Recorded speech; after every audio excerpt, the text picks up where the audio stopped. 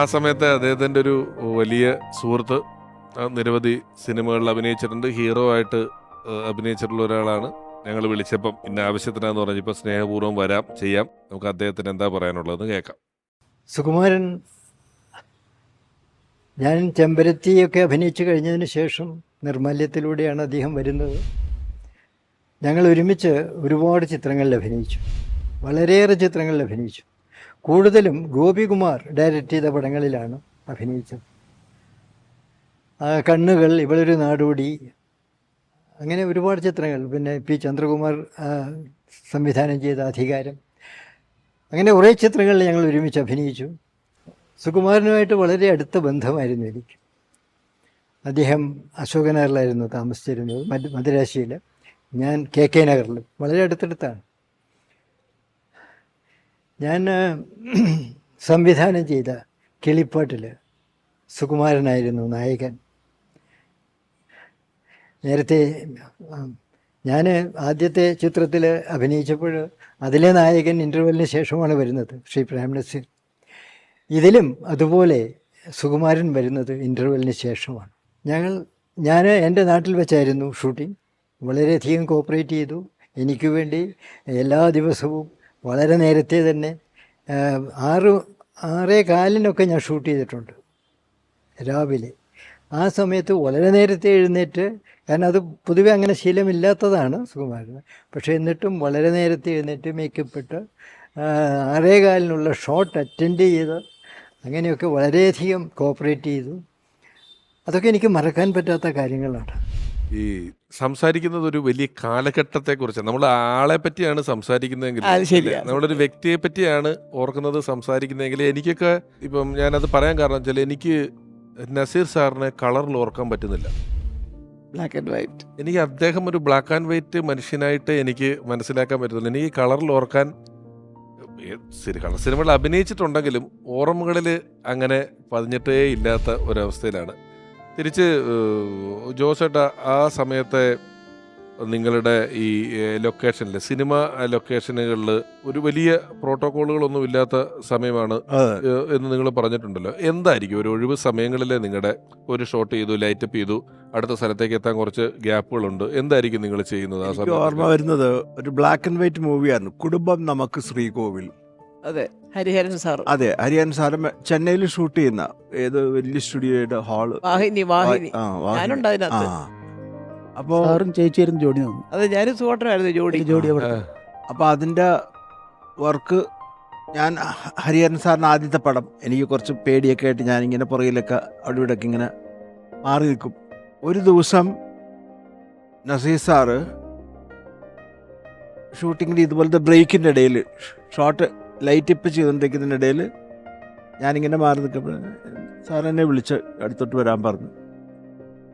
എവിടെയാണ് എന്താണെന്നൊക്കെ ചോദിച്ചു. ഞാൻ ഫിലിം ഇൻസ്റ്റിറ്റ്യൂട്ടിൻ്റെ കാര്യങ്ങളൊക്കെ പറഞ്ഞു. ഫിലിം ഇൻസ്റ്റിറ്റ്യൂട്ടിലായിരുന്നു. എന്നിട്ട് ഫാദർ എവിടെയാണ്? ഹൈക്കോർട്ടിലാണ്, എറണാകുളത്താണ്. എറണാകുളത്താണ്. അപ്പോൾ സാറ് വളരെ കുറച്ച് കാര്യങ്ങൾ ചോദിച്ചുള്ളൂ. ഞാൻ പതുക്കെ പുറകോട്ട് മാറി പേടിച്ചിട്ട്. കാരണം ഞാൻ നിൽക്കുന്നത് പ്രേംനസീർ സാറിൻ്റെ കൂടെയാണ്. അപ്പം എനിക്ക് സാറിനോട് കമ്മ്യൂണിക്കേഷൻ പറ്റുന്നില്ല. ഒരു നെർവസായിട്ട് ഞാനിങ്ങനെ. പക്ഷെ അന്ന് വൈകുന്നേരം ഈ ഷൂട്ടിംഗ് കുറച്ച് നേരത്തെ കഴിഞ്ഞപ്പോൾ അപ്പോൾ നമ്മളെ കൊണ്ട് കാറിൽ വിടുകയാണല്ലോ, കാറൊന്നുമില്ല. സാർ എന്നെ പിന്നെയും വിളിച്ച്, നസീർ സാർ പിന്നെയും വിളിച്ച് അടുത്തോട്ട് വരാൻ പറഞ്ഞു. അപ്പം ഞാനൊന്ന് ചെറിയ ലോഡ്ജിലാണ് താമസിക്കുന്നത്, RK ലോഡ്ജ് എന്ന് പറഞ്ഞ ലോഡ്ജിൽ. അപ്പോൾ അവിടെ നിന്ന് ഒരു 2 കിലോമീറ്റർ. ഫസ്റ്റ് പടം അല്ലേ നസീർ സാറിന്റെ കൂടെയുള്ള ആദ്യത്തെ പടം? അതിനു മുമ്പ് അഭിനയിച്ചിട്ടുണ്ടല്ലോ, ദ്വീപ് ഫസ്റ്റ് പടം. അതാണ് ചോദിച്ചത്. പടം കുമാരൻ സാറിന്റെ കൂടെയും നസീർ സാറിന്റെ കൂടെയൊക്കെയുള്ള ഫസ്റ്റ് പടം അല്ലേ ഈ പറയുന്നത്? അതെ. അതാ ഞാൻ ബ്ലാക്ക് ആൻഡ് വൈറ്റ് എന്ന് പറഞ്ഞത്. അപ്പോൾ സാറ് രണ്ടാമത് വിളിച്ചപ്പോൾ എനിക്കൊരു പിടിയും കിട്ടിയില്ല. അപ്പോൾ സാറെന്നോട് പറയാണ്, ലോഡ്ജിൽ ഞാൻ അയക്കാം, എൻ്റെ കൂടെ വീട്ടിലേക്ക് വരുന്നിട്ട് സാറിൻ്റെ ആ പുത്തൻ മഞ്ഞ കളറിലൊരു ബെൻസ് കാറിനകത്ത്, എൻ്റെ അമ്മേ, 20 അങ്ങനെ എന്തോ ആയിരുന്നു എൻ്റെ നമ്പർ. നമ്മളിത് ദൂരെ നിന്ന് ഇങ്ങനെയൊക്കെ നോക്കിയിട്ടേ ഉള്ളൂ. ബെൻസ് ഇങ്ങനെ ഒളിഞ്ഞു നോക്കുന്ന മാതിരി, അതിനകത്തുനിന്ന് കയറിയിട്ടൊന്നുമില്ല. സാർ എന്നോട് പറഞ്ഞു, വാ നമുക്ക് വീട്ടിലോട്ട് പോവാം, എൻ്റെ മോനുണ്ട് അവിടെ, ഷാനു അവിടെയുണ്ട്, വീട്ടിലുണ്ട്, ഷാനു എന്നാണ് വിളിക്കുന്നത്, ഞാൻ പരിചയപ്പെടുത്തി തരാമെന്ന് പറഞ്ഞ് എന്നെ ഇവിടെ ഈ ബെൻസ് കാരണത്ത് കയറാൻ പറഞ്ഞു. അപ്പം പിന്നെ ഞാൻ എങ്ങനെ നെർവസ് ആകാതിരിക്കുന്ന. അങ്ങനെ സാറിൻ്റെ കൂടെ വീട്ടിലേക്ക് ആദ്യമായിട്ട് പോവുകയാണ്. ഫസ്റ്റ് ടൈം സാറിൻ്റെ വീട് കണ്ടു, ഈ കാറിൽ പോയി ഇറങ്ങി. സാർ അപ്പം തന്നെ മോനെ വിളിച്ച് ഷാവൻ ഓടി വന്നു. എൻ്റെ പൊന്നെ, ഷാനു വളരെ ഫ്രണ്ട്ലി കേട്ടോ, വളരെ friendly boy. You are studying in new college. Correct. Sidhu ചേട്ടനിലോട്ട് ഒന്ന് ഞാൻ വീണ്ടും തിരിച്ചു വന്നു കഴിഞ്ഞാൽ എത്ര കൊല്ലമാണ് പിന്നെ കൂടെ ഉണ്ടായിരുന്നത്? സാറിൻ്റെ കൂടെ ആ. 2 വർഷം. സാറാണ് എന്നെ 7 ആർട്സിലേക്ക് പറഞ്ഞു വിട്ടത്. വിജയകുമാർ സാറിനോട് സംസാരിച്ചിട്ട് അവിടെ ജോലിക്ക് വാങ്ങിച്ചെന്ന്. അപ്പം ഞാൻ അവിടുന്ന് ഓരോ ഷൂട്ടിംഗ് 7 ആർട്സിൻ്റെ പടങ്ങളും മോനേട്ടൻ്റെ പടങ്ങളും കഴിഞ്ഞാൽ നേരെ എൻ്റെ വീട്ടിലേക്കല്ല പോകുക, അന്ന് കല്യാണം കഴിഞ്ഞിട്ടില്ല. അപ്പം നേരെ തിരുവനന്തപുരത്തേക്ക് വരിക. തിരുവനന്തപുരത്ത് വന്നു കഴിഞ്ഞാൽ സാറുള്ള സമയമാണെങ്കിൽ ഒരു ചാരുകസേര ഉണ്ട് അവിടെ, ആകുമ്പോൾ സാർ ഇരിക്കുന്നുണ്ടാവും. അപ്പോൾ ഞാനവിടെ ചെന്ന് പെട്ടിയൊക്കെ അവിടെ വെച്ച് നിന്നിട്ട് സാറോട് അപ്പോൾ ഇന്നലെ പോകുന്ന കാര്യങ്ങൾ ചോദിക്കും. അപ്പോൾ നമുക്ക് ഒരു ചെറിയ പേടി പോലെ ഇങ്ങനെ മനസ്സിലുണ്ടാവും. അത് കഴിഞ്ഞാൽ സാറിൻ്റെ സംസാരം കഴിഞ്ഞ് നേരെ അകത്തേക്കാണ്. അപ്പോൾ അകത്ത് ചേച്ചി ഉണ്ടാവും, മക്കളൊക്കെ സ്കൂളിലായിരിക്കും. അങ്ങോട്ട് കടന്ന പിന്നെ ഭയങ്കര ഫ്രീ ആണ്, നമ്മുടെ വീട് പോലെയാണ്. സാറിൻ്റെ അവിടെ നിന്ന് ചാടി കിടന്ന് വേറെ എന്തോ ഒരു ലോകത്തെത്തിയ പോലെ. ഈ സിദ്ധുവേട്ടൻ അനുഭവിച്ച സുഖമുണ്ടല്ലോ ജോസേട്ടാ, ഈ ആ സുഖം ഞാനൊക്കെ സിനിമയിലുണ്ട്, സിനിമ ചെയ്തിട്ടുണ്ടെങ്കിൽ ഇപ്പം സിദ്ധുവേട്ടൻ സിനിമയിൽ തന്നെയാണ് എല്ലാവരെയും കാണുന്നുണ്ടെങ്കിൽ ആ സമയത്ത് അതൊരു വലിയ സുഖമാണ്. ആ വർത്താനം കാണുന്നതും ആ വർത്താനം കേൾക്കുന്നതും ഇവർ തമ്മിൽ പറയുന്നതൊക്കെ ഇതുമായിട്ടൊന്നും ബന്ധമില്ലെങ്കിലും ഒരു സാമി സാറ് വളരെ സീനിയറാണ്, മമ്മൂക്ക വളരെ സീനിയറാണ്. ഇവരൊക്കെ വർത്താനം പറയുന്നത് കേട്ടോണ്ടിരിക്കാൻ, ഒന്നാമത് എടാ പോടാന്ന് വിളിക്കുന്നത് നമ്മൾ ആരും കേട്ടിട്ടില്ലല്ലോ. ഇവര് തമ്മിൽ ഒരാൾ രണ്ടുപേരും തമ്മിൽ എടാ എന്താ സുഖുവേട്ടൻ ഇടാന്ന് ജോഷി വിളിക്കുന്ന ഒറ്റയാൾ സുഖുവേട്ടനാ. പിന്നെ ടെക്നീഷ്യനായിട്ട് ഞാൻ വിളിക്കടാന്ന്, സുഖുവേട്ടൻ ഇടാന്ന് ജോഷി വിളിക്കുന്നു, ജോഷി തിരിച്ചിടാന്ന് വിളിക്കുള്ളൂ സുഖുവേട്ടൻ. ഇത് നമ്മൾ മൂന്നാമത് ഒരാൾ കേൾക്കുമ്പോഴേ നമുക്ക് ഒരാൾ ജോഷി സാറിന് എടാ എന്ന് വിളിക്കുന്നത് നമുക്ക് ആ വിഷ്വല് കിട്ടത്തില്ലല്ലോ. അതുപോലുണ്ട്. അനശ്വരനായ സുകുമാരൻ സാറിന്റെ നല്ല ഓർമ്മകൾ പങ്കുവെച്ചുകൊണ്ട് നമ്മുടെ ഈ യാത്രയിൽ പുതിയൊരു അതിഥി എത്തുന്നതിന് മുമ്പ് കഴിഞ്ഞ കുറേ അധികം സമയം നമ്മളോടൊപ്പം ഉണ്ടാവുകയും നല്ല ഓർമ്മകൾ പങ്കുവെക്കുകയും ചെയ്ത പ്രിയപ്പെട്ട നടൻ ശ്രീ ജോസ്, പ്രിയപ്പെട്ട SN സാമി സാർ, രണ്ടുപേരോടുമുള്ള ഓർമ്മയിലെന്നും ടീമിൻ്റെ ഹൃദയംഗമമായ നന്ദി ഈ സമയത്തിന് ഞങ്ങൾ രേഖപ്പെടുത്തുന്നു. വളരെ നന്ദി. Thank you very much ജോസേട്ടാ.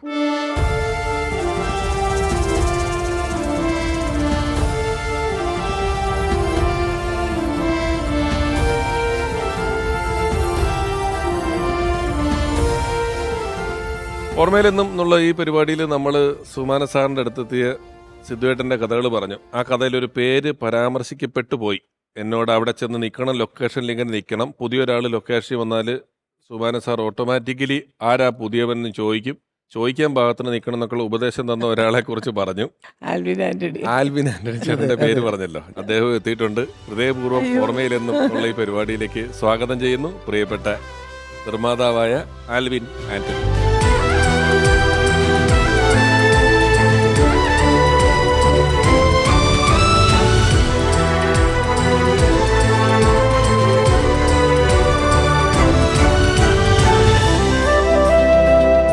Antony ചേട്ടാ നമസ്കാരം.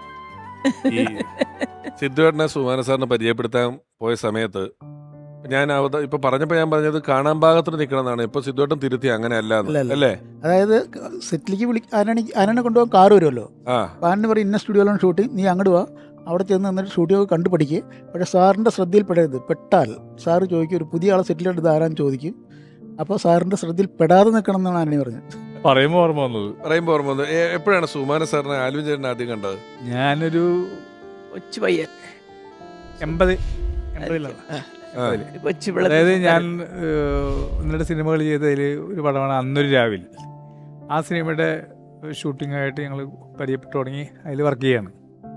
അങ്ങനെ ആ സിനിമയുടെ തീരാറായപ്പോഴത്തേക്കും സുമാ സാറിന് എന്നെ ഭയങ്കര ഇഷ്ടമായി.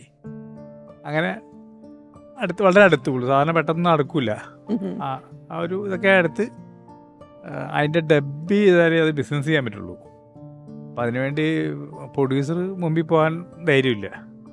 അപ്പം എന്നോട് പറയാം എങ്ങനെയൊന്ന് ഡബ് ചെയ്തില്ലെങ്കിൽ കച്ചവടമാക്കാൻ പറ്റില്ല, ഒന്ന് പോയി.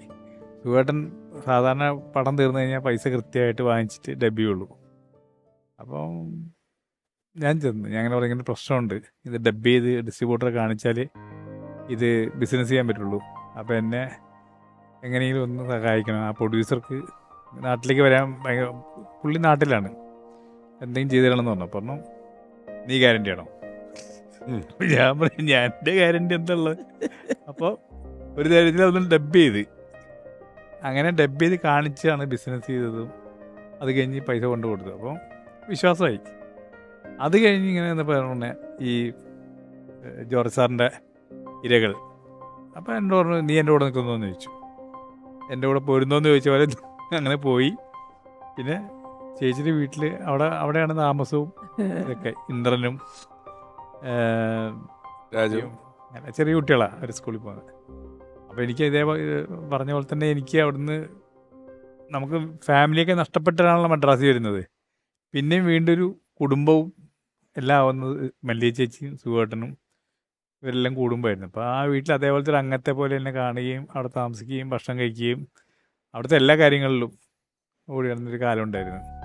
അവിടെ നിന്നാണ് ശരിക്കും പറഞ്ഞാൽ സുഖേട്ടൻ്റെ കൂടെ നിന്നാണ് ഞാൻ സിനിമയുടെ ബാലപാഠങ്ങൾ പഠിച്ചതും ശരിക്കും പറഞ്ഞാൽ ഒരു പ്രൊഡ്യൂസർ ആവാനുള്ള ത്രാണി ഉണ്ടായത് അവിടെ നിന്നാണ്. എങ്ങനെയാണ് ആ ബാലപാഠങ്ങൾ പഠിച്ചു എന്ന് പറയുന്ന പോയിന്റിൽ ഞാനിപ്പോൾ ആലോചിക്കുമായിരുന്നേ, ഈ കൂടെ നിൽക്കുക എന്ന് പറയുന്നതിന് ശേഷം ഒരു കൃത്യമായ ഒരു പോയിന്റിൽ അവർക്കൊരു വഴി കാണിച്ച് വിട്ടില്ലെങ്കിൽ ചില ആൾക്കാർ സ്ഥിരം കൂടെ അതെ, നിൽക്കില്ല. അവരുടെയും കൂടെ കരിയർ നോക്കിയതിൻ്റെ ഒരു ഫലമാണ് ഇപ്പോൾ നിങ്ങൾ രണ്ടുപേരും. ആൽവിൻ ചേട്ടനും എത്ര പടം നിർമ്മിച്ചു കഴിഞ്ഞു ഇതുവരെ? ഉണ്ടാവും, എന്നാലും വെറുതെ ഒരു 10-40 കഴിഞ്ഞുണ്ടാവും. ഉണ്ടാവും. ഒരു 40 സിനിമകളെങ്കിലും നിർമ്മിച്ചിട്ടുണ്ട് ആൽവിൻ ആന്റണി ചേട്ടൻ. ഭരണകൂടമല്ലേ ഫസ്റ്റ് ഭരണകൂടം സുഖേട്ടനായിട്ട്, അല്ലാണ്ട് ഫസ്റ്റ് പടം? കുറെ പടങ്ങൾ, മാനത്തക്കുട്ടാരൻ, 3 Men Army, ഫസ്റ്റ് പടം ഭരണകൂടം. ഭരണകൂടം നിർമ്മിച്ച് അവിടെ തൊട്ട് ഇങ്ങനെ ഞാനും പോയി എൻ്റെ പൂജയ്ക്ക് കോഴിക്കോട് മഹാറാണി ഹോട്ടലിൽ പോയി താമസിച്ചു. എൻ്റെ എല്ലാ പടങ്ങളും സുഖേട്ടൻ മിക്കവാറും ആ മരിക്കുന്ന കാലഘട്ടം വരെ എല്ലാ പടത്തിലും സുഖേട്ടനെ വിളിക്കും. പിന്നെ സുഖേട്ടൻ വരുമ്പോൾ പറഞ്ഞാൽ മിക്കവാറും സിനിമയ്ക്ക് എപ്പോഴും പോകുമ്പോൾ ആദ്യം ഉണ്ടാകുന്ന ഇഷ്യൂ സ്ക്രിപ്റ്റ് സംബന്ധമായ ഇഷ്യൂസ് ഉണ്ടാവുമായിരുന്നു. അതിൽ ഭയങ്കര നോളേജാണ്, എഴുത്തും വായനയും ഭയങ്കര അറിയുന്നുണ്ട്. വളരെ കുറച്ച് സമയം കൊണ്ട് തന്നെ ആ പടം ടോട്ടലി ഒന്ന് കുഴപ്പമുള്ള ഏരിയയൊക്കെ കറക്റ്റ് ചെയ്ത് ഒരു നല്ല സിനിമയാക്കി മാറ്റാൻ അന്ന് എനിക്കൊന്ന് സുഖമായിട്ടും കഴിഞ്ഞ പിന്നെ ജഗദീഷ് ചേട്ടനൊക്കെയാണ് പിന്നെ അങ്ങനത്തെ ഒരു കഴിവുണ്ടായി കണ്ടത്.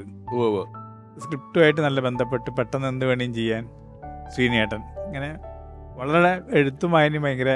എന്തായാലും ആ കളരി പോയിട്ട് 40 സിനിമകളുടെ നിർമ്മാതായി ആൽവിൻ ആന്റണി ചേട്ടൻ. സിദ്ധുവേട്ടനെ പറ്റി ഒന്ന് പ്രേക്ഷകരോട് പറയണം, കാരണം ഈ തിരശ്ശീലയ്ക്ക് പിന്നിൽ നിൽക്കുന്നവരെ എത്ര കണ്ട് പ്രേക്ഷകർക്ക് അറിയാം എന്നുള്ളത് നമുക്കറിയില്ലല്ലോ. അപ്പോൾ ചില കാര്യങ്ങൾ പറഞ്ഞാൽ തന്നെ അറിയുള്ളൂ.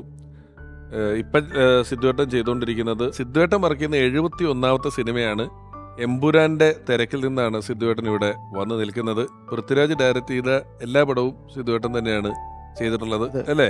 അതെ. ഈ 71 സിനിമ ലാലേട്ടൻ്റെ മൊത്തം പടം എത്രയായി കാണും? 100-150 സിനിമയായി കാണും.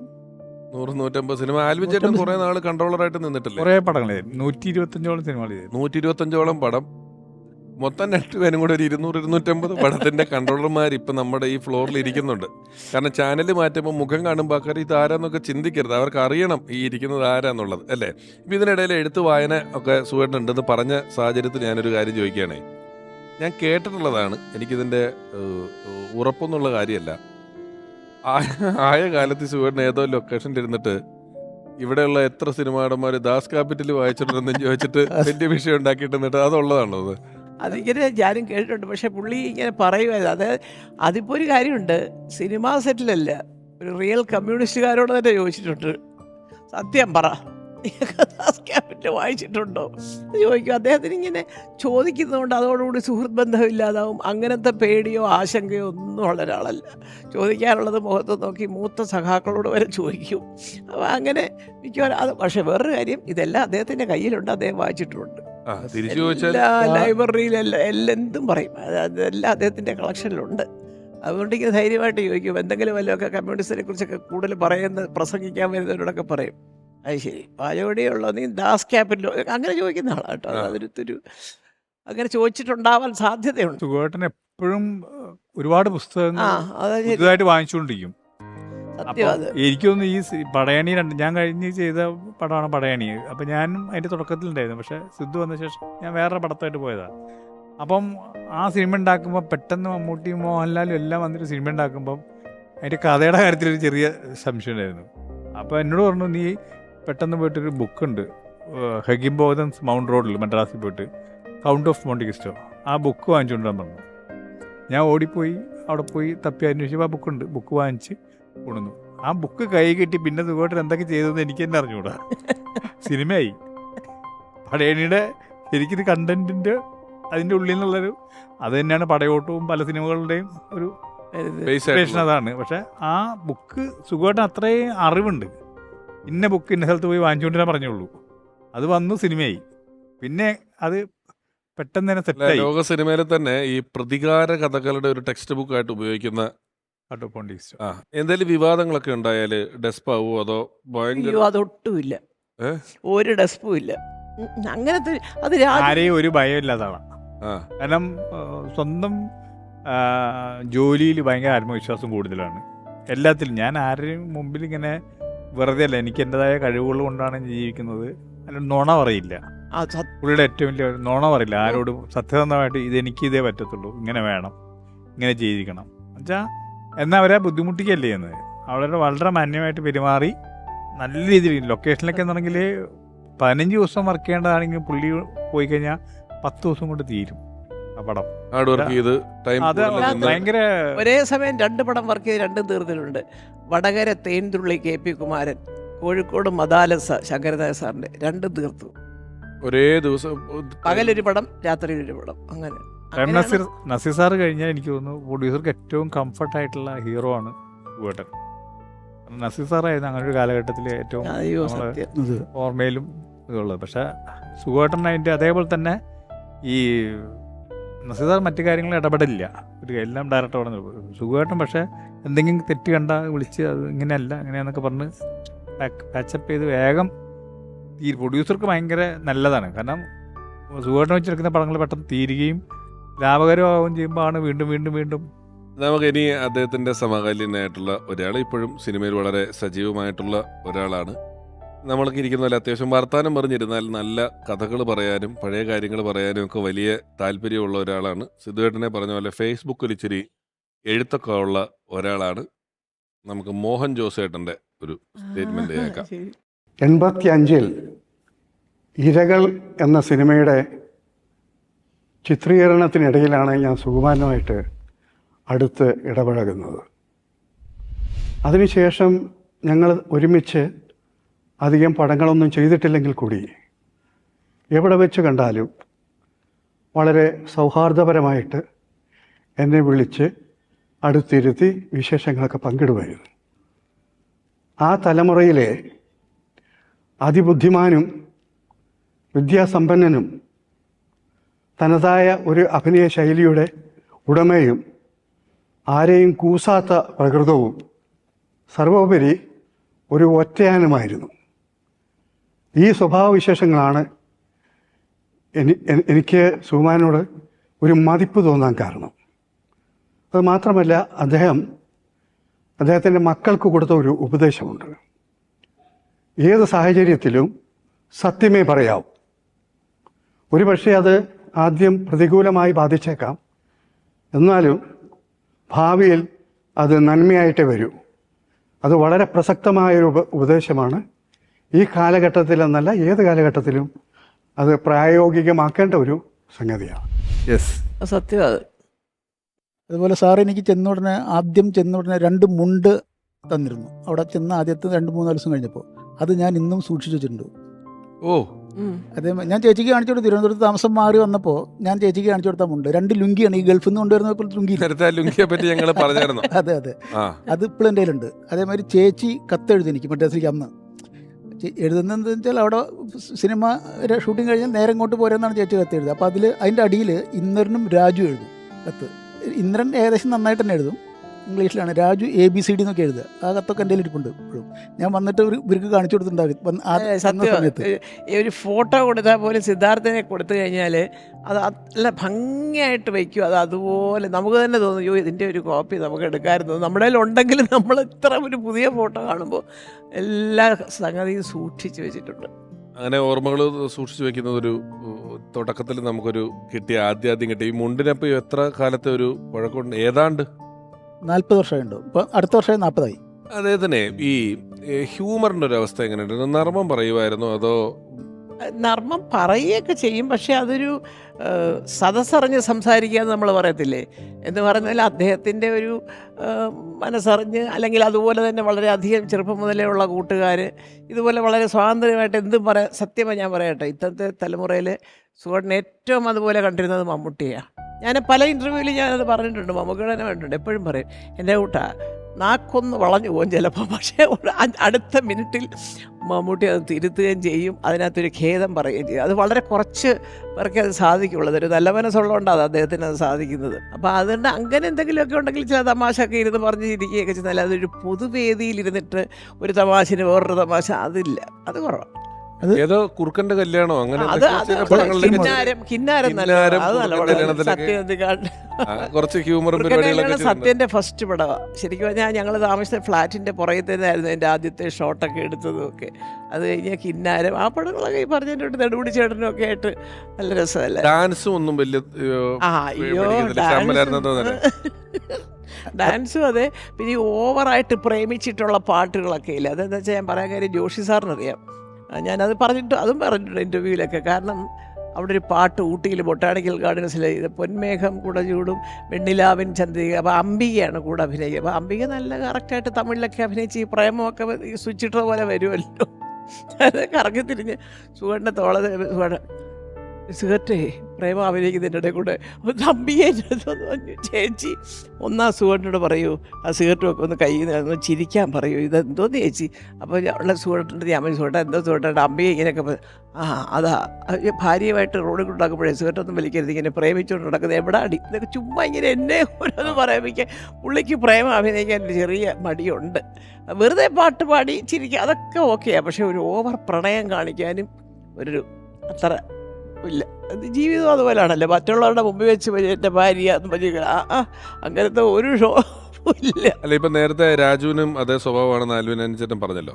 അപ്പം ഈ ചില നമ്മളിപ്പോൾ നേരത്തെ പറഞ്ഞ പോലെ ക്ഷുഭിത യൗവനം, ഒരു വടക്കേന്ത്യയിൽ അത് അമിതാഭ് ബച്ചൻ പിടിച്ചിരിക്കുന്നു എന്ന് പറയുന്ന ഈ ക്ഷുഭിത യൗവനം എന്ന് പറയുന്നതിൻ്റെ പ്രതീകമായിട്ട് നമ്മൾ പറയുന്നുണ്ട്. അപ്പം ഞാൻ ചോദിക്കുന്നത്, ഇപ്പം പൃഥ്വിരാജ് അത്യാവശ്യം ആ പേരുകളെല്ലാം കിട്ടുന്നുണ്ട്. അല്ല, സുകുമാർ സാറിൻ്റെ ആദ്യത്തെ പേര് തന്നെയായിരുന്നു. അതെ, ക്ഷുഭിത യൗവനം. അതാ ഞാൻ പറഞ്ഞത്, യൂണിവേഴ്സിറ്റി കോളേജിലൊക്കെ വെച്ചിട്ട് ആ പിള്ളേരൊക്കെ അത് സുഖം ഇറങ്ങിയപ്പോൾ ആംഗ്രി യങ് മാൻ. ആംഗ്രിയാ.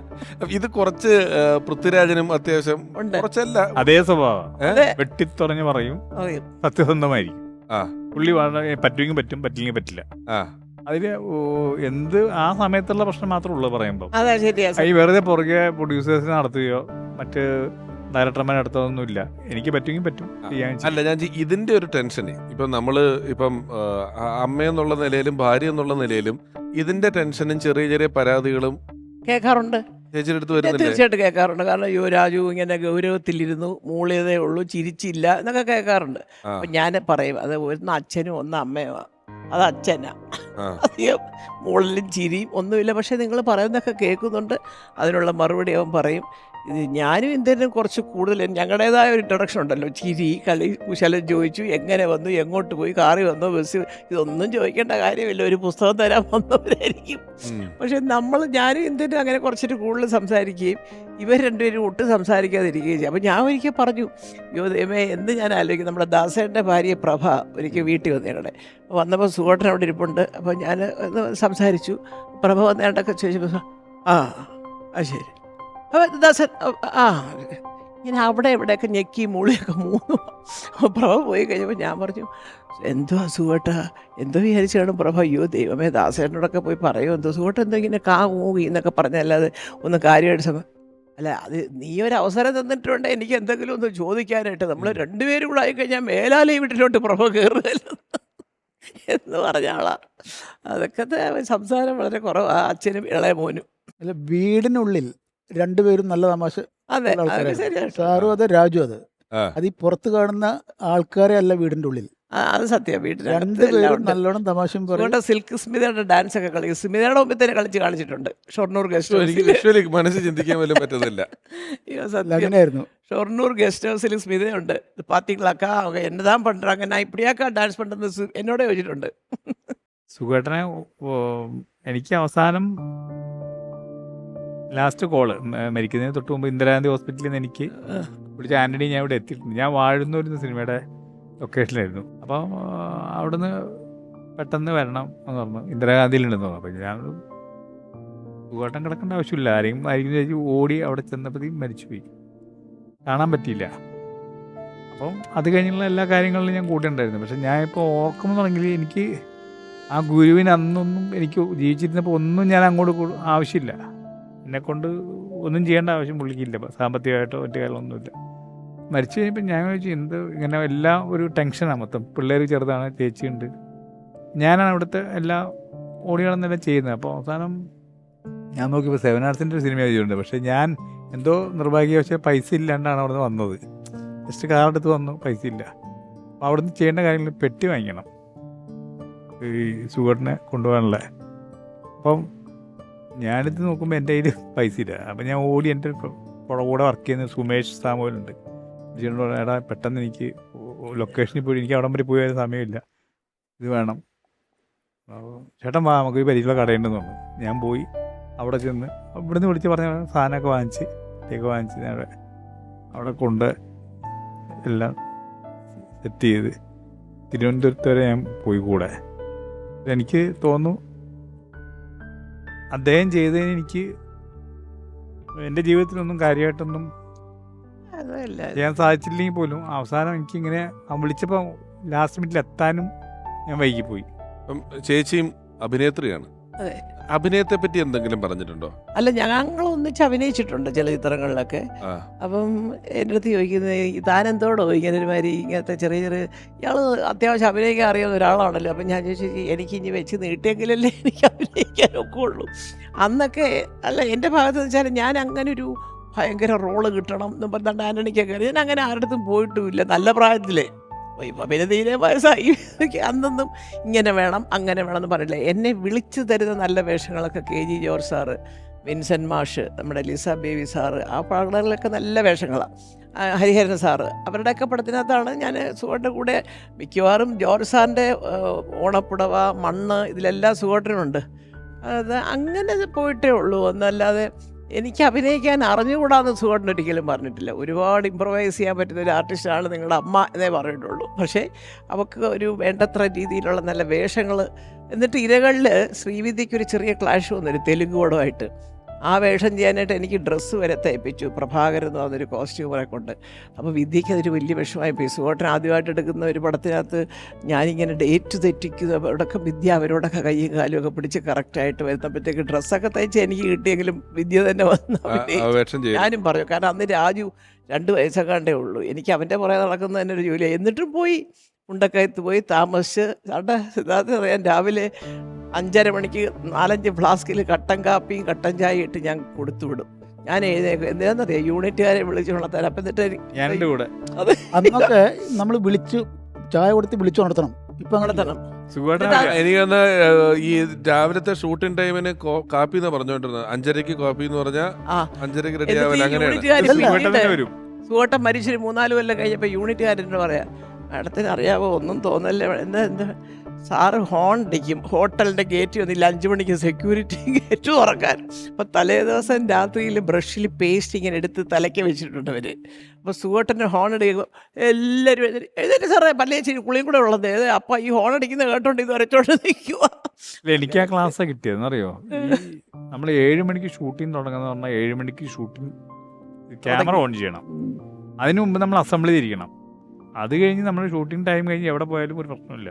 പക്ഷെ ആ വർക്ക് ചെയ്യുന്ന ഹവേഴ്സ് നമ്മൾ കറക്റ്റായിട്ട് കൃത്യമായിട്ട് മണിക്കൂറുകൾ ഇത്ര സീൻ എടുത്തിരിക്കണം. അതൊക്കെ പിന്നെ എനിക്ക് തോന്നുന്നു ഞാൻ ഈ സ്ക്രിപ്റ്റ് വായിക്കാൻ തുടങ്ങിയത് സുഖേട്ടൻ കാരണമാണ്. കാരണം ഒരു സ്ക്രിപ്റ്റ് വായിച്ചാലേ നമുക്കൊരു സിനിമ എങ്ങനെ പ്ലാൻ ചെയ്യണമെന്ന് ഒരു പ്രൊഡക്ഷൻ കൺട്രോളർക്ക് അല്ലെങ്കിൽ പ്രൊഡ്യൂസർക്ക് ആവശ്യമാണത്. ഇത് വായിച്ചു കഴിഞ്ഞാൽ നമുക്കറിയാം ഏത് സാധനം എവിടെ വേണം, എങ്ങനെ വേണം, എന്തിനു വേണം, ആവശ്യമുണ്ടോ ഇല്ലയോ, ഇതെല്ലാം നമുക്ക് തന്നെ ഡിസൈൻ ചെയ്യാം. പിന്നെ നമ്മുടെ കൂടെ ഉള്ളവരെ വർക്ക് ചെയ്ത് പ്രാക്ടിക്കലാക്കി എടുത്താൽ മതി. ഈ ഡയറക്ടർ സ്ക്രിപ്റ്റ് റൈറ്റർ മാത്രം സ്ക്രിപ്റ്റ് പഠിച്ചാൽ പോരാ, ആ ഡയറക്ടറും പ്രൊഡക്ഷൻ കൺട്രോളറും എല്ലാവരും വായിക്കണം. അപ്പം എന്നുണ്ടെങ്കിൽ നമുക്ക് എല്ലാ കാര്യം ഏതാ എടുക്കാൻ പോകുന്നതെന്ന്, നാളെ എത്ര സീൻ എടുക്കുന്നു, എവിടെ ഉണ്ട്, ആരൊക്കെ വേണം, അങ്ങനെയാണ് ഫുൾ ബൈഹാർട്ടായി തലയ്ക്കാതെ അത് കയറ്റാൻ പഠിപ്പിച്ചത് സുഖേട്ടനാണ്. ആ ഒരു സ്കൂള് കുറച്ച് രാജുവിനുണ്ട്. ഞാൻ അഭിനയിക്കാൻ പോയി ബ്രോഡാഡിയിൽ. തലേദിവസം 8 മണിക്ക് എൻ്റെ വരെ സീനിങ് വന്ന് കയ്യിൽ. ഇതാണ് ചേച്ചിയുടെ സീൻ എന്നൊക്കെ പറഞ്ഞാൽ ഞാൻ ഇതായിരുന്നു ഡയറക്ടർ, അവരാര് പൃഥ്വിരാജോ ചോദിച്ചു ഞാൻ. അപ്പോൾ ഇതിൻ്റെ ഒരു ഗുണം എന്താ അറിയോ, നമ്മൾ സ്ക്രിപ്റ്റ് വായിച്ചു കഴിഞ്ഞാൽ പെട്ടെന്ന് ഷൂട്ടിങ്ങിന് എന്തെങ്കിലും ഒരു തടസ്സം നേരിട്ടാൽ, പെട്ടെന്ന് എന്തെങ്കിലും ലൊക്കേഷൻ മാറി മഴ പെയ്യുകയൊക്കെ ചെയ്താൽ നമുക്ക് ഈ കഥേനെ പറ്റി അറിയാമെങ്കിൽ നമുക്ക് തന്നെ ഡയറക്ടർ പറയാം, സാർ നമ്മൾ ഇന്ന ആർട്ടിസ്റ്റുണ്ട്, ഇന്ന സീൻ ഇവരെ വെച്ച് ഇന്ന സ്ഥലത്ത് എടുത്തുകൂടെ എന്ന് ചോദിക്കാൻ പറ്റും. അത് സ്ക്രിപ്റ്റ് ഫുള്ളായിട്ട് നമ്മൾ വായിച്ച് മനപ്പാടമാക്കി. ഞാൻ അങ്ങനെ ചെയ്യുന്ന, ഞാൻ ആദ്യം തന്നെ ഒരു സിനിമയ്ക്ക് തന്നെ വിളിച്ച് ഞാൻ ആദ്യം സ്ക്രിപ്റ്റേ ചോദിക്കും വായിക്കാൻ. അത് വായിച്ചു കഴിഞ്ഞാൽ നമുക്ക് ഒരു എന്താണ് ചെയ്യേണ്ടതെന്ന് ഒരു ഐഡിയ ഉണ്ടാവുന്നുണ്ട്. രാജു അതുപോലെ എല്ലാം ഹോംവർക്ക് ചെയ്ത് തലേ ദിവസം ഒരു കോസ്റ്റ്യൂമേഴ്സിന് ഒരു കോപ്പി, മേക്കപ്പിന് കോപ്പി. അപ്പോൾ സിദ്ധാർത്ഥ ഞങ്ങളുടെ ഇതൊക്കെ കൊണ്ട് തരും. നാളെ ചേച്ചിക്ക് 9:30 എന്ന് പറഞ്ഞാൽ 9:30 എൻ്റെ മുഖത്തേക്ക് ക്യാമറ ഓൺ ചെയ്തിരിക്കും അവൻ. രാജുവിൻ്റെ പ്രത്യേകത അത് മാത്രമല്ല, ഇപ്പോൾ സാധാരണ നമ്മളിപ്പോൾ ഒരു ഡയറക്ടർ സെറ്റിൽ വന്നു കഴിഞ്ഞാൽ അവിടെ ഇരുന്ന് സ്ക്രിപ്റ്റ് ഒന്ന് നോക്കി ഷോട്ട് ഡിവൈഡ് ചെയ്ത് ഒക്കെ എല്ലാ ഷോട്ട് എടുക്കുക, അങ്ങനെയല്ല സാധാരണ കാട്ടിൽ. ഇപ്പോൾ പിഷാരിലാണെങ്കിലും അങ്ങനെ ആയിരിക്കും ചെയ്തിട്ടുണ്ടാവുക. രാജു തലേ ദിവസം തന്നെ ഇന്ന സീനാണ് എടുക്കാൻ പോകുന്നത്, ഇന്ന ആർട്ടിസ്റ്റുകളാണ് അവർ, ഇന്ന ഇതിലാണ് ക്യാമറ വേണ്ടത്, ഇതൊക്കെ എല്ലാം കംപ്ലീറ്റ് പറഞ്ഞു കൊടുത്തിട്ടുണ്ടാവും. രാജുവിൻ്റെ കൂടെ വർക്ക് ചെയ്യുന്ന എല്ലാവരും നേരത്തെ എത്തിയിട്ട് എല്ലാം കറക്റ്റ് ലൈറ്റപ്പ് ചെയ്ത് മേക്കപ്പ് ചെയ്ത് നിർത്തി കഴിഞ്ഞാൽ രാജു വന്നു മോണിറ്റർ മുമ്പിൽ ഇരിക്കുന്നു, ടേക്കാണ്. അതായത് പുള്ളി വന്ന് 1 മിനിറ്റിനുള്ളിൽ ഷൂട്ടിംഗ് തുടങ്ങും. അങ്ങനെയാണ് ഈ തലേ ദിവസം എല്ലാം പ്ലാൻ ചെയ്തിട്ട് പോകുള്ളൂ. അതായത് ലൊക്കേഷൻ ഷൂട്ടിംഗ് കഴിഞ്ഞ് കഴിഞ്ഞാൽ 1/2 മണിക്കൂർ അവിടെ നിൽക്കും, എന്നിട്ട് എല്ലാം പറഞ്ഞു കൊടുത്തതിന് ശേഷം പോകുള്ളൂ. അത് വന്നിരുന്നാൽ 5 മിനിറ്റിനുള്ളിൽ ഷൂട്ട് ചെയ്യും, 5 മിനിറ്റിനുള്ളിൽ ടേക്ക്. അപ്പോൾ ഈ ആർട്ടിസ്റ്റ് വന്ന് നിൽക്കും അവിടെ. നമ്മളിപ്പം സിനിമയിൽ അടുത്ത് പ്രവർത്തിക്കുന്നവർ, അറിയുന്നവർ, അങ്ങനെയുള്ളവർ മാത്രമല്ല, ഒരു സിനിമ നടനെ സംബന്ധിച്ചിടത്തോളം ആരാധകരായിട്ടുള്ള ആളുകൾ, ഇഷ്ടപ്പെടുന്ന ആളുകൾ, അങ്ങനെ ഒരുപാട് പേര് പലപ്പോഴും പല ഏരിയകളിൽ അവരുടെ സാന്നിധ്യമായിട്ടും അവർക്ക് വേണ്ടിയും ഒക്കെ നിൽക്കാനും വർക്ക് ചെയ്യാറും ഒക്കെ ഉണ്ട്. അത്തരത്തിലൊരാളാണ് വിനയൻ എന്ന് പറയുന്ന ചേട്ടൻ. വിനയൻ ചേട്ടൻ എന്താ പറയാനുള്ളതെന്നൊന്ന് കേൾക്കാം. നമസ്കാരം, ഞാൻ വിനയചന്ദ്രൻ നായർ. തിരുവനന്തപുരത്തെ സ്റ്റാച്യൂവിൽ തന്നെ ഒരു ആയുർവേദ ഷോപ്പിലെ മാനേജറായിട്ട് വർക്ക് ചെയ്യുന്നു. നമ്മുടെ എല്ലാം പ്രിയങ്കരനായിട്ടുള്ള സുകുമാരൻ ചേട്ടനെ കുറിച്ച് ഒരുപാട് ഓർമ്മകൾ മനസ്സിലുണ്ടെന്നുണ്ട്. തിരുവനന്തപുരത്ത് ഹിന്ദി പ്രചാരസഭ വഴുതക്കാടായിരുന്നു ചേട്ടൻ താമസിച്ചിരുന്നത്. 1-2 പ്രാവശ്യം ചേട്ടനെ കാണാനുള്ള ഭാഗ്യവും ജീവിതത്തിൽ കിട്ടിയിട്ടുണ്ട്. സുകുമാരൻ ചേട്ടന്റെ ഓർമ്മ ദിനങ്ങളിൽ 11 വർഷമായിട്ട് എനിക്ക് തിരുവോരത്ത് 150ഓളം ഭക്ഷണപ്പൊതി നൽകാൻ സാധിക്കുന്നുണ്ട്. അത് ഏറ്റവും കൂടുതൽ നന്ദിയും കടപ്പാടും ഞാൻ അറിയിക്കുന്നത് സുകുവേട്ടന്റെ വൈഫായ മല്ലിക ചേച്ചിക്കാണ്. അതിന് എത്ര നന്ദി പറയലും മല്ലിക ചേച്ചിയോട് മതി വരില്ല. അതുമാത്രമല്ല, ചെറുപ്പകാലത്ത് നമ്മുടെയൊക്കെ ഹരമായിരുന്നു സുകുമാരൻ ചേട്ടൻ എന്ന് പറയുന്ന നടൻ. അദ്ദേഹം ചെയ്തു വെച്ച കഥാപാത്രങ്ങളിലൂടെ ഇന്നും അദ്ദേഹം ജീവിക്കുന്നു എന്ന് പറയുന്നത് ഒരു വലിയ കാര്യം തന്നെയാണ്. വീഡിയോ എടുക്കാൻ പോയപ്പോൾ വിനയൻ ചേട്ടനൊക്കെ വലിയ ആവേശത്തിലാണ് പറഞ്ഞത്. പരിപാടിയെക്കുറിച്ചും ചെയ്യുന്നതിനെക്കുറിച്ചും എല്ലാ ഓർമ്മ ദിവസത്തിനും ഒരുപാട് കുട്ടികൾ തെരുവോരങ്ങളിലുള്ളവർക്ക് ഭക്ഷണം കൊടുപ്പും കാര്യങ്ങളും പരിപാടികളൊക്കെ കോർഡിനേറ്റ് ചെയ്യുന്നുണ്ട്. അല്ല, ഞാൻ കൊടുക്കും. ഇത്രയും കൊല്ലമായിട്ട് മുടങ്ങാതെ ഞാൻ പറയും, ഈ വലിയ കാണിക്കലിനെക്കാട്ടി നല്ലതയ്യോ നമുക്ക് തന്നെ ഒരു വിഷമം തോന്നും. ആ പൊതി വാങ്ങിക്കാനായിട്ട് ആൾക്കാരിങ്ങനെ ക്യൂ നിൽക്കുന്നത്, വയസ്സായവരും ആണുങ്ങളും പെണ്ണുങ്ങളും ഒക്കെ. ഒരു 10-250 പേർക്കുള്ള ഭക്ഷണം അന്ന് കൊടുക്കും.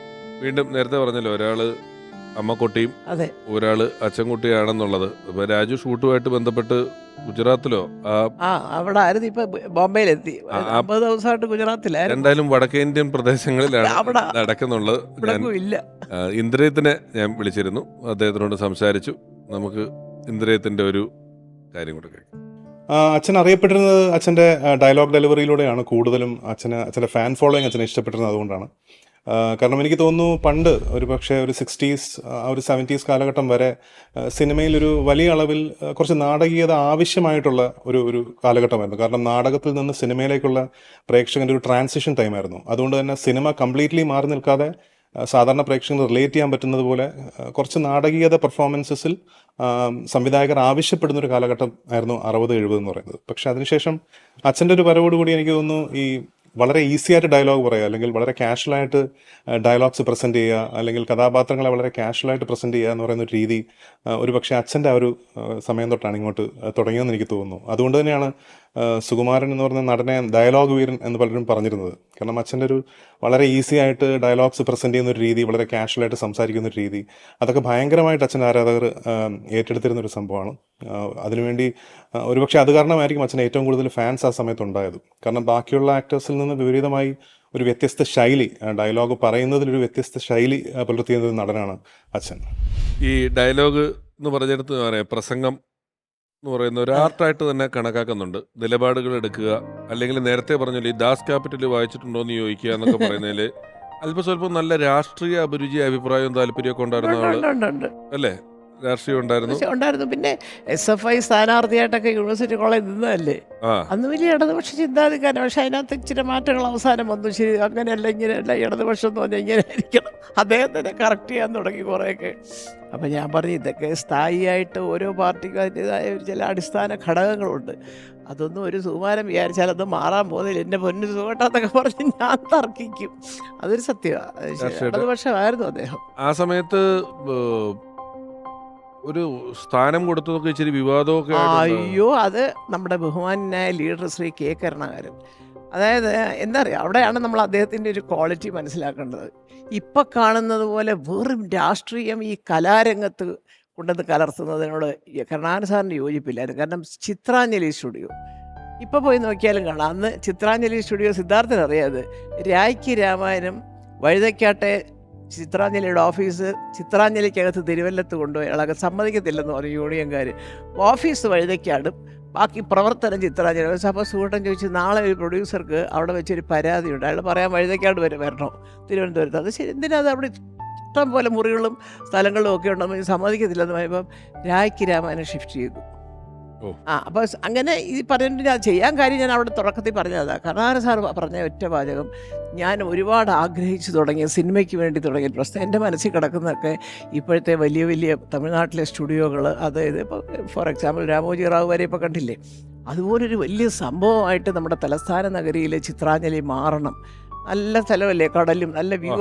അപ്പം ഇത്രയും സ്ഥലം എടുത്തിട്ടിട്ട് അതിനകത്ത് ഇങ്ങനെ ഒരു ഓഫീസും കുറേ ആൾക്കാരും ഒരു എഡിറ്റിങ്ങും മാത്രമൊക്കെ ഉള്ളു. പിന്നെ അപ്പോൾ ഇതൊന്ന് മാറ്റിയെടുക്കണം എന്നൊക്കെ പറഞ്ഞു. പക്ഷേ അങ്ങനെ മാറ്റി അവിടെ കൊണ്ടുപോയിട്ട്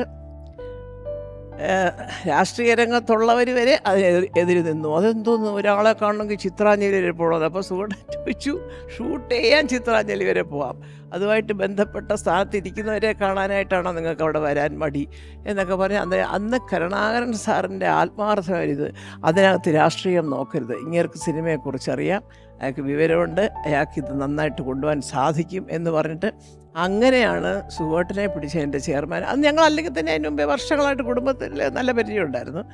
പിന്നെ ആക്കി. അത് കഴിഞ്ഞ് പിന്നീട് അത് കുറച്ചുകൂടെ ഒരു സുവർണകാലം എന്ന് പറയുന്നത് ആദ്യത്തെ MD മാറിയിട്ട് ജയകുമാർ സാർ AS MD ആയിട്ട് വന്നു. ഈ കോമ്പിനേഷൻ ആ സ്റ്റുഡിയോയിൽ ഒരുപാട്, ഇപ്പോഴും എൻ്റെ കയ്യിലൊരു ഫയൽ ഇരിപ്പുണ്ട്, ഒരു ഫിലിം ഇൻസ്റ്റിറ്റ്യൂട്ട് അവിടെ വരുന്നതിനെക്കുറിച്ച് സുഖേട്ടൻ കൊടുത്തത്.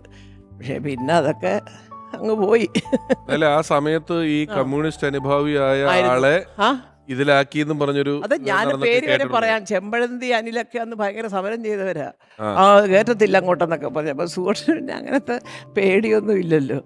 കയറ്റത്തില്ല, നമുക്ക് ഇവിടെ ചെല്ലുമ്പോൾ കാണുന്നത് അതിന് ഈ രാഷ്ട്രീയപരമായിട്ടുള്ള ഈ ചെറുപ്പക്കാരുടെ ഒരു ദേഷ്യം വരുമ്പോഴുള്ള ഒരു ഇതൊന്നല്ലാതെ കാര്യമൊന്നും ഇല്ലായിരുന്നു. അവിടെ സുഖമായിട്ട് 3 വർഷം ഇരുന്നു. ഈ പറഞ്ഞ പോലെ ജയകുമാർ സാറും കൂടെ വന്നപ്പോൾ ഒരുപാട് നല്ല കാര്യങ്ങൾ ചെയ്യാൻ പറ്റി.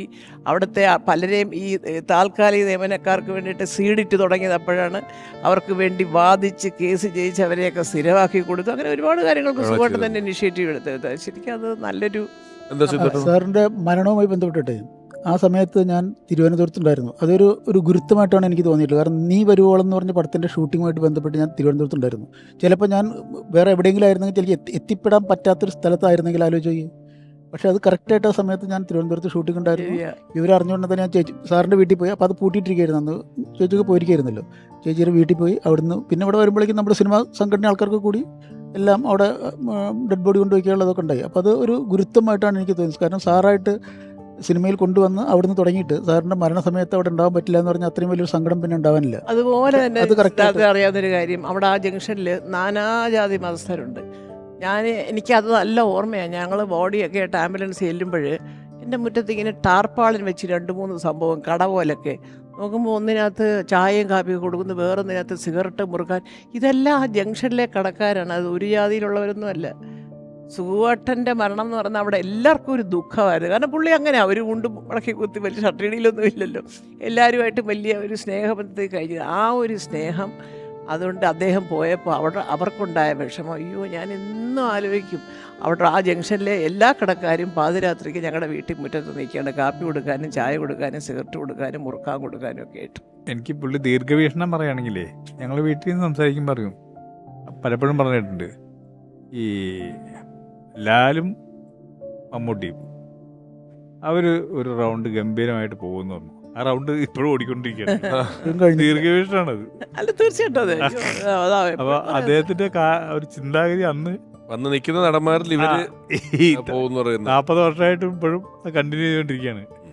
ഒരു ചോദ്യം കൂടെ, സുകുമാരൻ സാർ അഭിനയിച്ച അല്ലെങ്കിൽ അതിലിഷ്ടപ്പെട്ട സിനിമകളിലെ പാട്ടിൽ ഏറ്റവും ഇഷ്ടപ്പെട്ട പാട്ട് ഏതാണ്? ജോഷി സാറിൻ്റെ ശരം എന്ന് പറഞ്ഞൊരു പടത്തിലെ പാട്ട്. അത് വേറെ ഒന്നും കൊണ്ടല്ല, സുഖേട്ടൻ അത്രയും ഒന്നിങ്ങനെ ആ പടത്തിൻ്റെ കാര്യം ഞാൻ പറഞ്ഞെങ്കിലും അതിനകത്ത് അഭിനയിച്ചതും സുഖേട്ടൻ്റെ ചിരി അത് ഇതൊക്കെ എനിക്ക് എപ്പോഴും, സുഖേട്ടൻ ഇന്നും ഞാൻ അങ്ങനെ കാണുന്ന ഒരാളാണ്. സുഖേട്ടൻ ഇല്ലയെന്ന് എനിക്ക് സത്യം ഞാൻ പറയാം, എനിക്ക് തോന്നിയിട്ടേ ഇല്ല. എവിടൊക്കെയോ ഉണ്ട് ഷൂട്ടിങ്ങിന് പോയതാണോ എന്താണെന്ന് അറിയാൻ വയ്യ. പലപ്പോഴും ഒരു മനോധൈര്യം പെട്ടെന്ന് വരും. അതൊക്കെ അദ്ദേഹത്തിൻ്റെ ഒരു ഇഞ്ചക്ഷൻ ആണെന്നാണ് ഞാൻ ധരിക്കുന്നത്. ആ പാട്ട് എന്താ, മേഘം കുടച്ചൂടും വെണ്ണിലാവിൻ ചന്ദ്രികയിൽ പുഷ്പരാഗത്തേരിൽ വരും സ്വപ്നലോലഗായകൻ നീ എന്നും എൻ്റെ ഹൃദയത്തിൽ പൊൻവസന്ത വീഥികളിൽ വെൺമേഘം കുടച്ചൂടും വെണ്ണിലാവിൻ ചന്ദ്രികയിൽ പുഷ്യരാഗത്തേരിൽ വരും സ്വപ്നലോലഗായകൻ നീ എന്നും എൻ്റെ ഹൃദയത്തിൻ പൊൻവസന്ത വീഥികളിൽ. അങ്ങനെ ഒരു പാട്ട്, അതെനിക്ക് വലിയ ഇഷ്ടമുള്ളൊരു പാട്ട്. വളരെ നന്ദി. എപ്പോഴും അതുപോലെ ആ പൊൻവസന്ത വീഥികളിലൂടെ ഞാൻ സുഖമായിട്ട് തന്നെ സഞ്ചരിക്കുകയാണ് ഇപ്പോഴും. ഓർമ്മയിലെന്നും എന്നുള്ള ഈ പരിപാടിയിൽ അനശ്വരരായ ഓരോ ആൾക്കാരുടെ ഓർമ്മയിലൂടെയും നമ്മൾ യാത്ര ചെയ്യുമ്പം ഓരോ എപ്പിസോഡിൻ്റെ അവസാന ഘട്ടത്തിലും അവരെക്കുറിച്ച് അവരുടെ ചിത്രങ്ങൾ വെച്ചിട്ട് നമ്മളൊരു ആൽബം തയ്യാറാക്കുന്നുണ്ട്. നമുക്കിനി ആ ആൽബം സൈൻ ചെയ്യാം.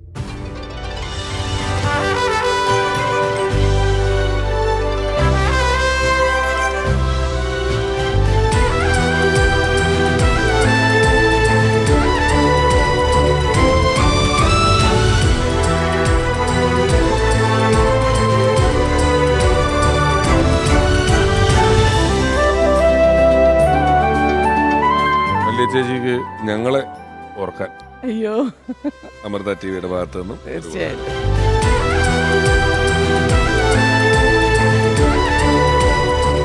ഓർമ്മകൾക്ക് ജീവൻ വയ്ക്കുന്നത് പ്രിയപ്പെട്ടവർ ഒത്തുചേർന്നിരുന്ന് അത് വീണ്ടും വീണ്ടും പുതുക്കുമ്പോഴാണ്. അടുത്ത അധ്യായത്തിൽ അത്തരത്തിൽ നമ്മൾ ഓർമ്മ പുതുക്കുക